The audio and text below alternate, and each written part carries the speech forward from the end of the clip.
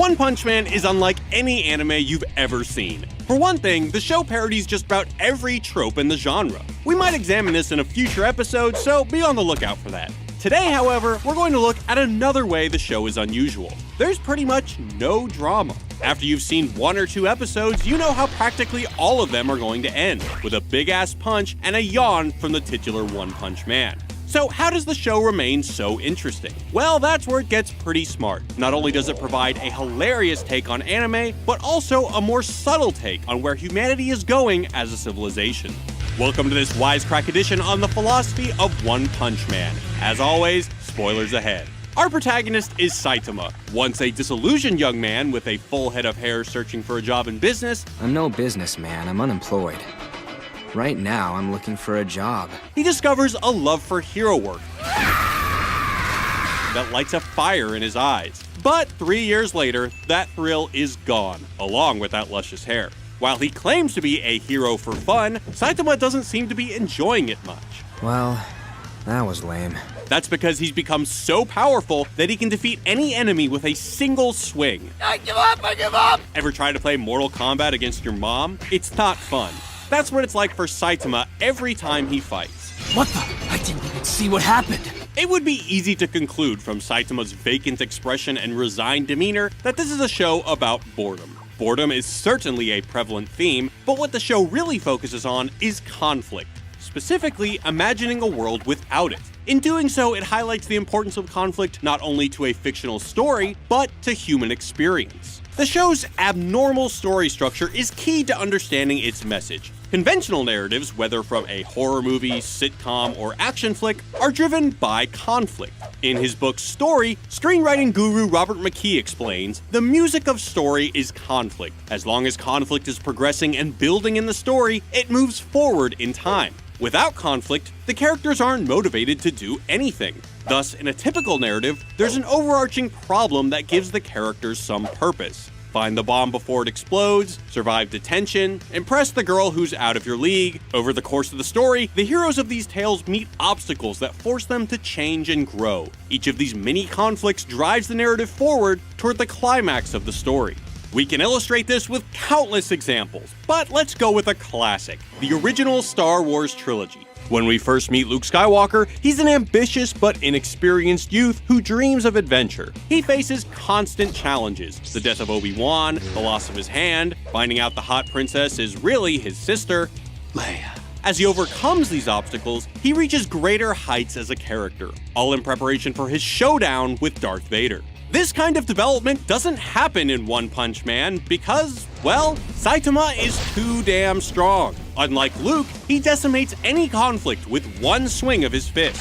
Worse, he knows he can't lose, so he doesn't even benefit from the fear of defeat. Absent any adversity, he has nothing to strive for. So with the exception of a brief flashback to his origin story, he's basically the same guy throughout the series. Even Saitama's training regiment, usually an opportunity to depict a character's mental and physical development, is just the same thing every day. There's no progression. 100 push-ups, 100 sit-ups, and 100 squats.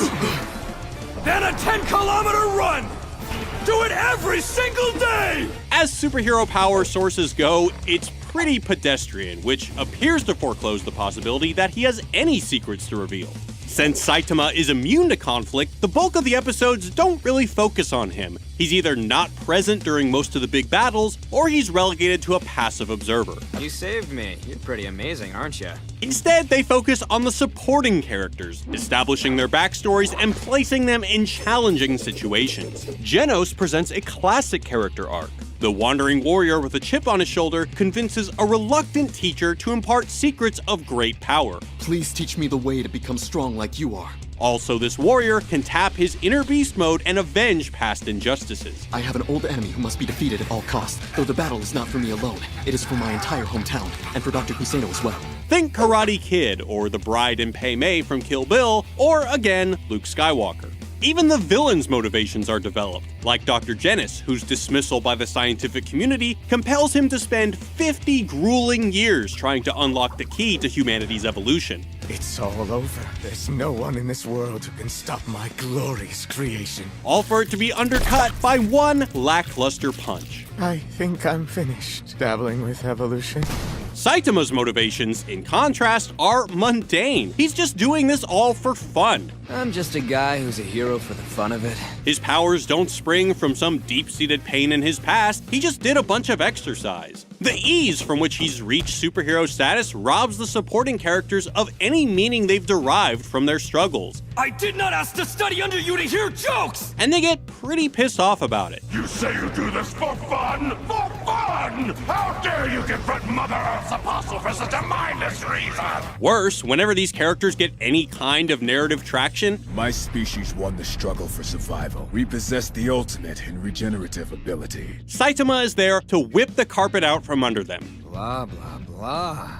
Boring me out of my mind. Just when Vaccine Man's rage is at its peak, Saitama floors him with one punch, and all the dramatic tension built up over the last several minutes evaporates. The same thing happens with Genos in episode 2. As he fights Mosquito Girl, we learn about his character. His desire to minimize collateral damage establishes him as a good guy. When I first spotted her, I confirmed that there were no living beings within 500 meters in all directions. He perseveres even when Mosquito Girl claims one of his arms. Despite the admirable qualities we've discovered in Genos, Mosquito Girl is too powerful for him. But Genos has one final move. He plays the martyr and prepares to self-destruct and save the city. I let my guard down. I have no chance of winning. All I can do is self-destruct. Forgive me, Doctor.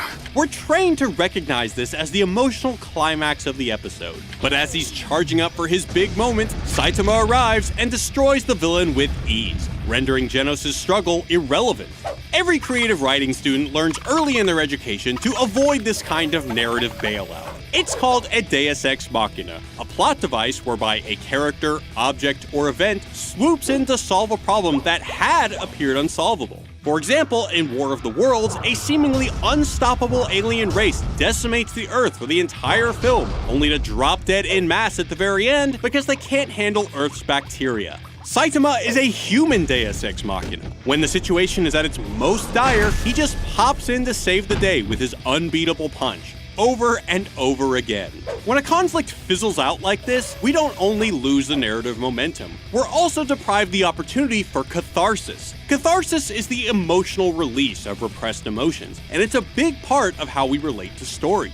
We connect emotionally to narratives. We celebrate the hero's victories and commiserate at their defeats. By the time we get to the climax of the story, we're set up for a big emotional payoff. Did you tear up when you found out Quill's mother called him her little Star-Lord? My little Star-Lord. How about at the end of Toy Story 3? Of course you did, you're not made of stone. We respond emotionally because we relate in some way to the character or the predicament they're in. In his essay Narrating Pain, philosopher Richard Carney discusses how story permits us to repeat the past forward. Through the actions and personas of characters, we can revisit our own lives and past experiences. We sympathize for Genos, whose sad story may remind us of what it's like to lose a family member. He even took the lives of everyone in my family. Our feelings of encouragement for the Moomin Rider may stem from our own experience trying to measure up to someone that's bigger, smarter, or stronger than us. We don't simply feel empathy for these characters. We're working out some of our own issues too. We see particularly good examples of this in Japanese media. In post-World War II Japan, for instance, the father of Japanese professional wrestling, a guy named Rikidozan, would fight American wrestlers styled as cheaters and villains. Watching Rikidozan struggle, persevere, and ultimately beat the American fighters allowed the Japanese to release some of the emotions associated with the war. To some extent, kaiju movies such as Godzilla, which depicted mass devastation akin to the havoc wreaked by the atomic bomb, serve the same function. And it's not just a Japanese thing. Following 9/11, American cinema produced numerous films that tapped into the emotions associated with terrorist attacks. One Punch Man is precisely the opposite. My acid breath will melt you into a pile of fleshy pulp!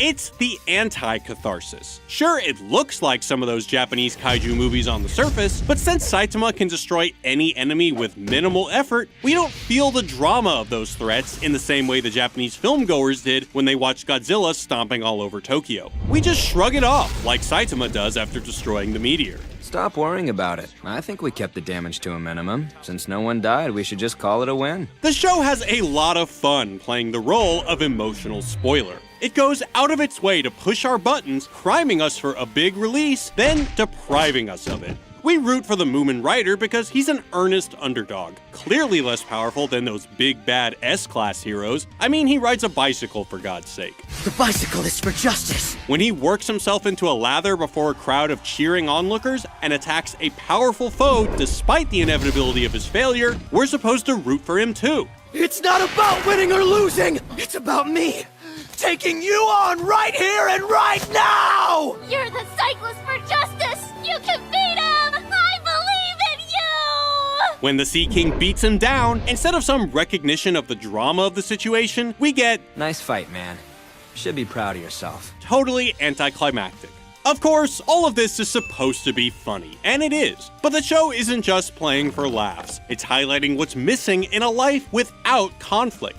Japanese theorist Masahiro Morioka has observed the way our civilization's drive to minimize pain and discomfort has actually drained value from our lives. By and large, life is easier than it's ever been. On the surface, it may seem like our ability to reduce pain is good, because it's enabled us to increase our pleasure and comfort. But to Morioka, in doing so, we gradually lose the opportunity of experiencing the joy of life that comes from encountering an unwanted situation and being forced to transform ourselves to find a new way of thinking and being. The show provides a great illustration of Morioka when Saitama recalls his first battle against Krablante. The win means something to Saitama because he had to struggle to achieve it. Flash forward 3 years, and we see Saitama considering some pre-packaged crab at the supermarket. This juxtaposition perfectly depicts how modern life has managed to iron out any hardships. Clearly, Saitama would prefer to work for his seafood.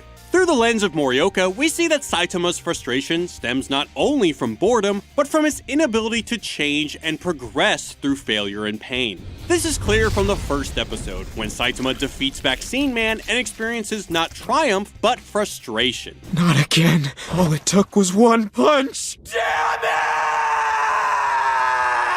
Without any meaningful hardship, his life has become devoid of purpose. Just as a story requires conflict to progress, so too does a human being. The idea that ease detracts from life's value is articulated again when Saitama reacts to the Paradiser's manifesto. We will continue to riot until food, clothing, and shelter are provided free of charge to those who do not work. Sounds pretty boring. For these villains, paradise means success with no effort. Saitama has this, and he thinks it sucks. I've become too strong. Morioka agrees, writing that a civilization without pain and suffering seems to be the ideal of the human race. However, I wonder if people might end up losing sight of joy and forgetting the meaning of life in a society pervaded by pain reduction mechanisms and filled with pleasure. In the last episode of Season 1, it appears that Saitama may have finally met a genuine challenger, an enemy who can take a punch, even multiple punches. Consecutive normal punches. But it turns out that Saitama's been holding back the whole time. In that case, I'll use my own final move. Killer move, serious series. Serious punch. Yup, life is still meaningless. You are just too strong. And so, in the dead fish stare of Saitama, perhaps we find a warning. Don't get too comfortable. Be grateful for your failures and embrace your pain and suffering, because without it, life has no meaning. Oh, come on. I'm back to one punch again? Damn it!